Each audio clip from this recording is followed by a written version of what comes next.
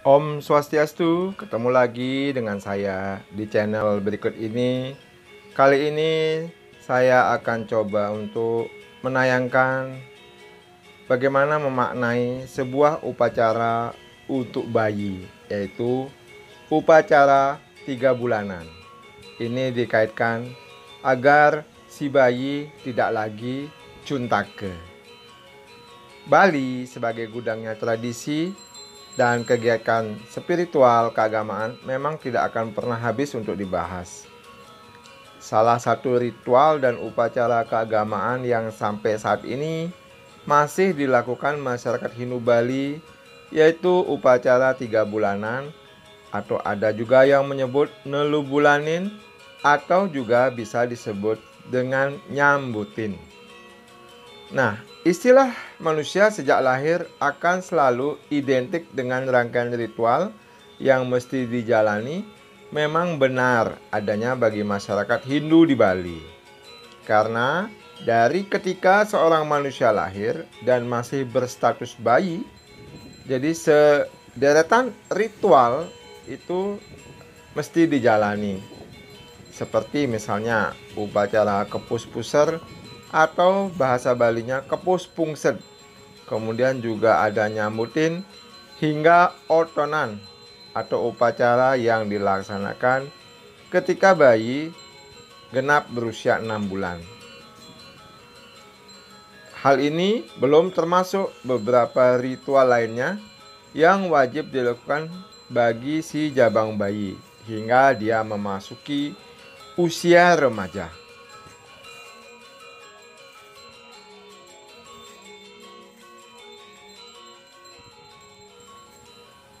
Untuk pelaksanaan upacara 3 bulanan atau nyambutin ini adalah menggunakan perhitungan kalender Bali, sehingga jumlah harinya adalah 105 hari karena 1 bulan kalender Bali itu sama dengan 35 hari. Jadi berbeda dengan perhitungan jumlah hari dari kalender yang berlaku secara nasional. Nah, di usia 3 bulan ini, bagi si jabang bayi, setiap bagian panca inderanya diyakini sudah mulai aktif, termasuk juga dengan sistem pencernaannya.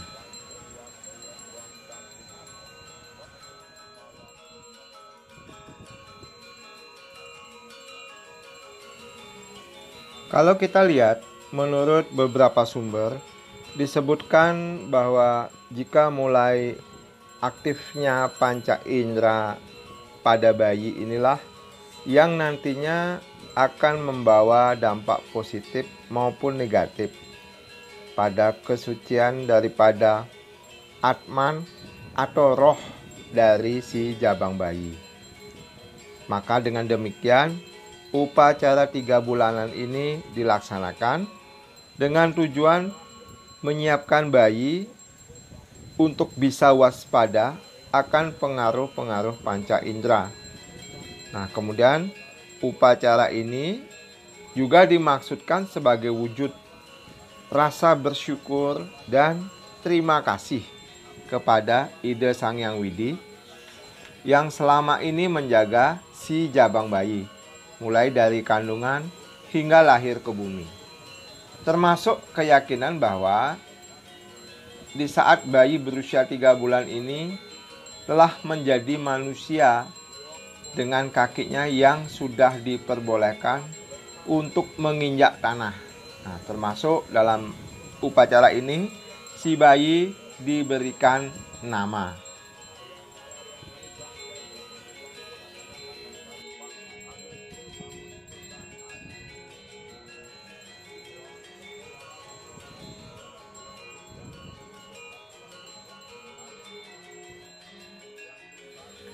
Terkait dengan upacara 3 bulanan atau nyambutin ini, di beberapa daerah di kawasan Denpasar atau Badung juga biasanya sekaligus dilaksanakan upacara ngangkit, atau ada juga yang menyebut mesakapan kepasih. Nah, upacara ngangkit ini pada prinsipnya adalah sebuah upacara untuk penebusan, yaitu penebusan hutang-hutang pada kehidupan yang terdahulu, khususnya hutang dari mereka yang mantuk mepewayangan atau yang berinkarnasi. Nah, ini juga disebut ngangkit karena setelah mengaturkan penebusan, lalu sang dumadi mengambil atau mengangkat, ya, atau yang juga disebut ngangkit. Jadi sebuah benda dari dasar pantai atau sungai. Jadi ini sebagai simbol untuk mengangkat semua karma wasana baik dari sang Atma yang manumadi. Juga dilakukan acara melepas jukung, yaitu sebagai simbol dari melepas semua karma wasana buruk dari sang dumadi. Nah, dari semua proses penebusan dan pengangkatan serta pelepasan ini, maka terjadi penyatuan yang sempurna antara raga atau badan kasar dengan Atma sang dumadi. Proses penyatuan ini yang disebut dengan mesakapan. Karena tempatnya di pasih atau laut, maka disebut mesakapan ke pasih.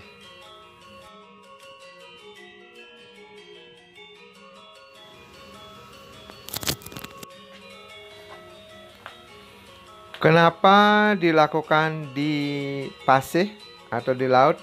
Nah, ini terkait dengan proses kehidupan terdahulu di mana semuanya berakhir di laut, yakni ketika upacara ngaben atau memukur, semua berakhir di pasih atau laut. Sehingga untuk proses memulai atau penjemputan pun dilakukan di pasih. Nah, diharapkan dengan penyatuan yang sempurna ini, mereka yang melangsungkan upacara mesakapan ke pasih atau ngangkit ini bisa terbebas dari ikatan atau beban atau hutang-hutang kehidupan masa lalu yang kerap kali mempengaruhi kehidupan saat ini. Sebab sering yang mantuk mepewayangan menjadi memiut atau berlaku tidak wajar, bandel, atau kerap kali berlaku hal di luar nalar.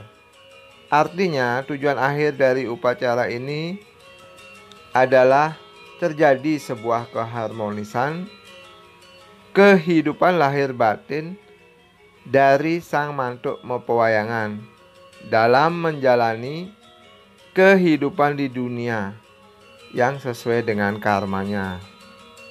Jadi inti dari upacara ini adalah penebusan atas hutang panumadian. Jadi untuk keharmonisan sebuah kehidupan. Dengan terciptanya keharmonisan ini, si bayi diharapkan bisa bertumbuh kembang dalam hal-hal yang selalu mengarah kepada sesuatu yang positif. Karena kepercayaan Hindu di Bali bahwa kelahiran itu biasanya membawa beberapa faktor kepiutangan yang masih melekat pada sang Atman dari kehidupan masa lalunya.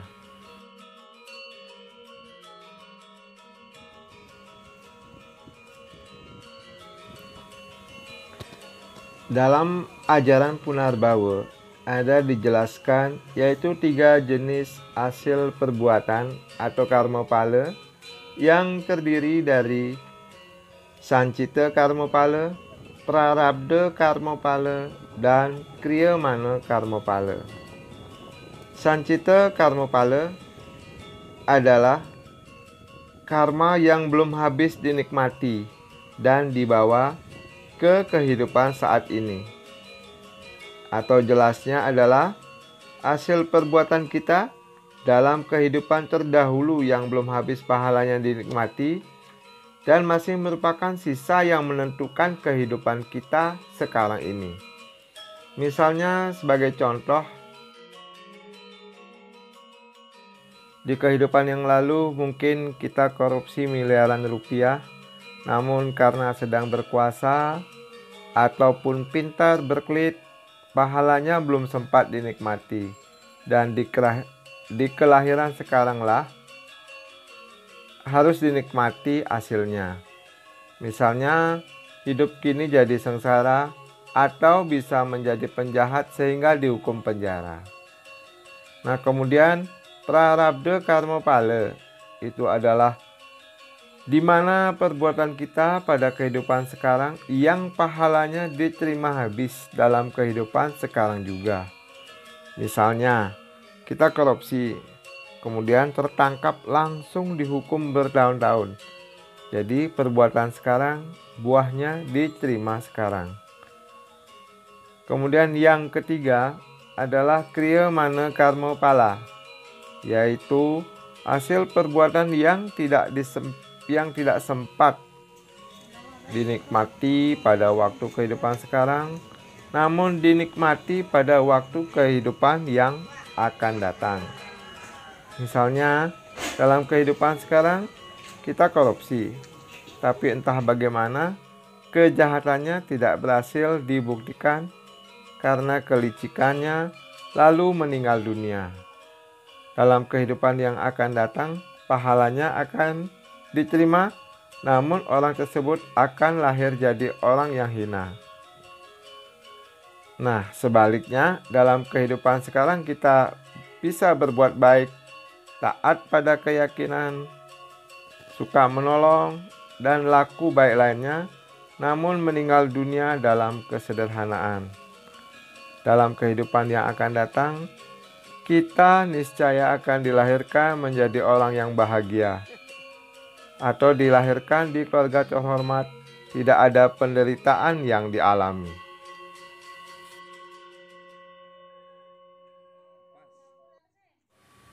Nah, setelah upacara penebusan kapiutangan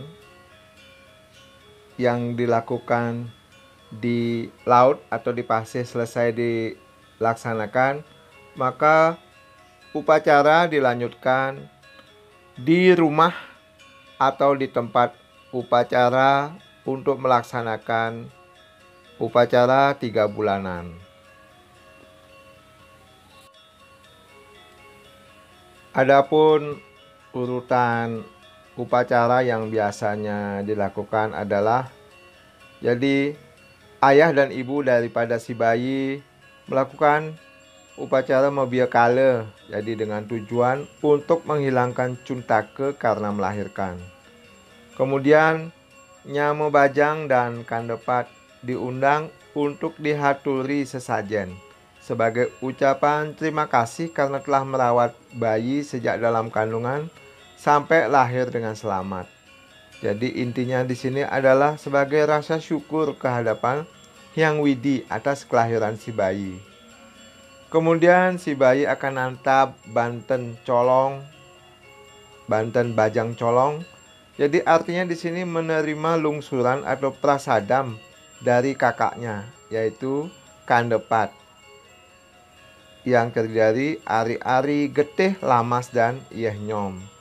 Kemudian si bayi dilakukan upacara mepetik, yaitu potong rambut, untuk sebagai simbol menghilangkan rambut kotor yang dibawa sejak lahir.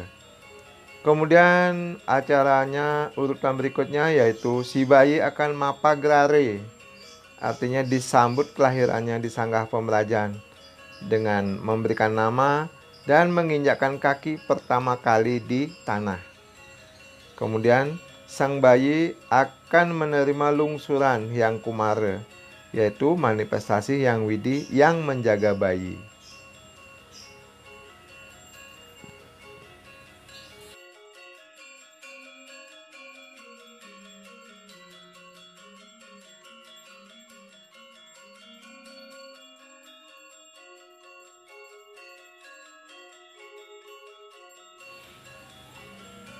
Sebagaimana sudah disampaikan di awal, yaitu tujuan daripada upacara 3 bulanan ini adalah sebagai rasa berterima kasih kepada Nyamo Bajang karena atas bantuan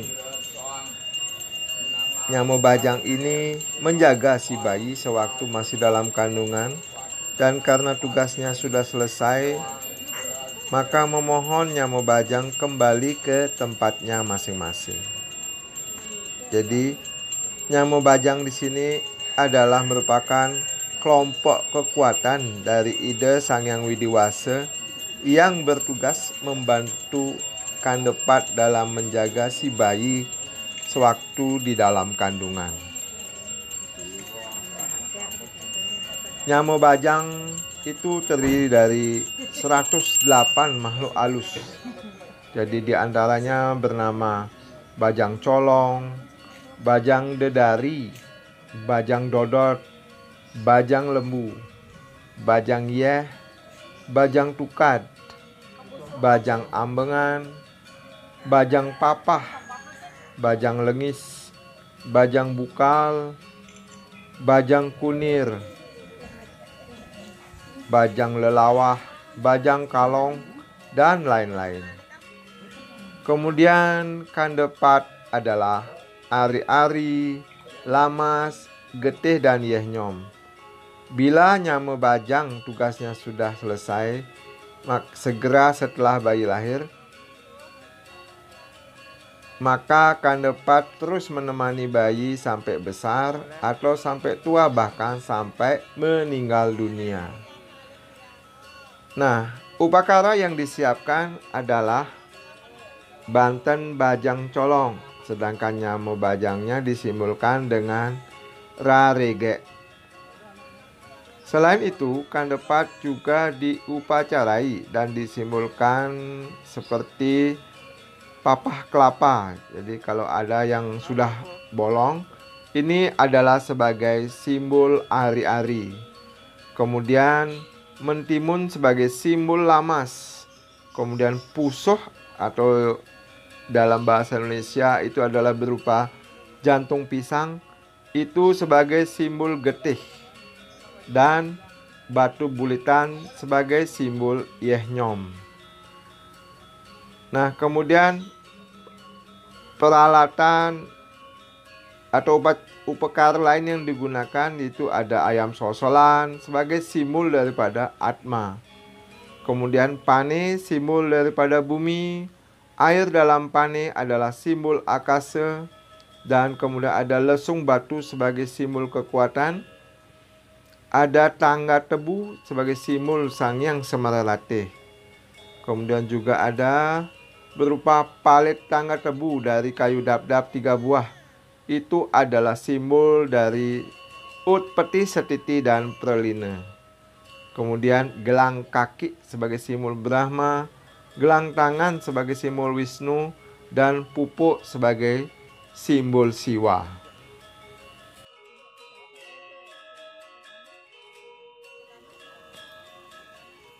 Terlebih dahulu, simbol-simbol itu diupacarai dengan serangkaian urutan, yaitu yang pertama Malerese, Mopasupati, Metepung Kawar, Melisles, dan Ngayap Banten.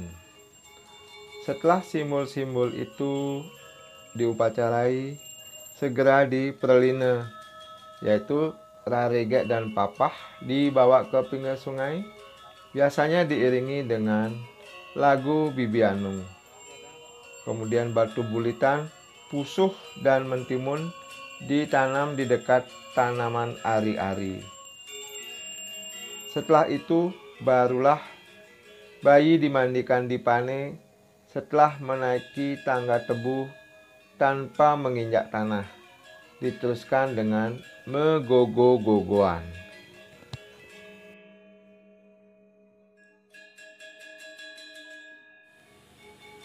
Setelah acara megogo-gogoan dilanjutkan dengan bayi natap Banten Bajang Colong yang tadi digunakan untuk simbol-simbol itu.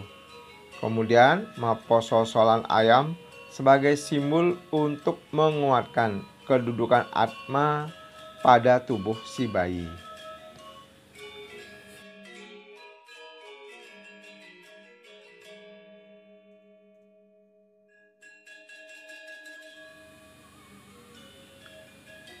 Selanjutnya, sebelum bayi natap banten sambutan, dilakukan upacara mepetik, yaitu memotong rambut bayi di 5 tempat, yaitu masing-masing di ubun-ubun, di samping kanan, di belakang, di samping kiri, dan di usahan, sebagai simbol membuang letih atau kotoran, karena rambut inilah yang dibawanya sejak dari rahim ibu.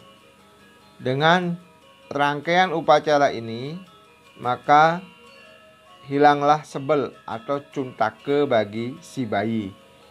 Apabila ada orang yang belum diupacarai 3 bulanan, walaupun sampai umur tua, dia tetap dianggap sebel atau cuntake.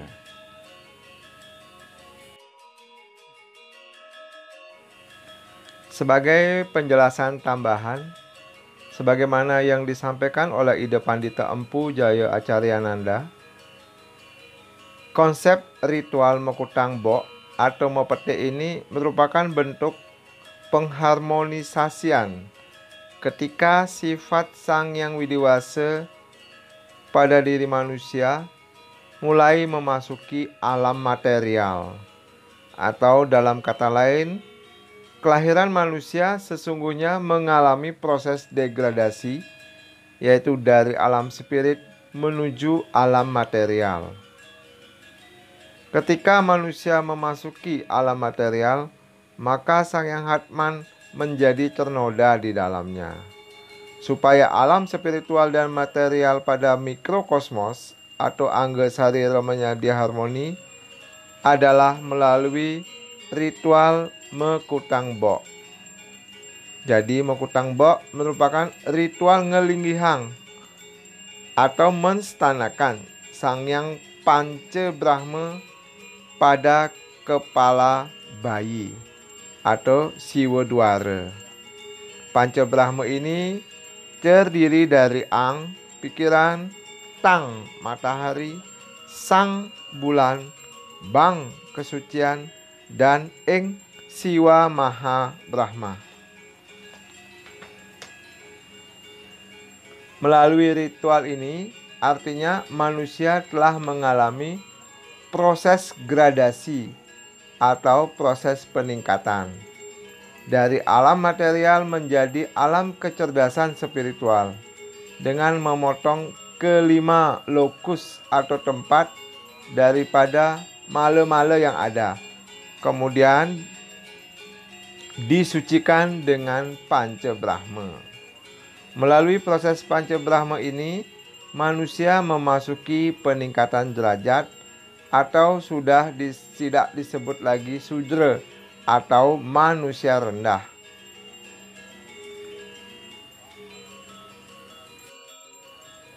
Sudra dalam agama merupakan orang yang sama sekali tidak pernah tersentuh ritual manusianya.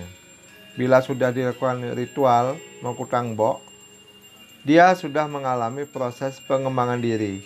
Karena itu, setelah potong rambut, anak sudah bisa diajak sembahyang ke pura. Artinya statusnya sudah sah sebagai manusia.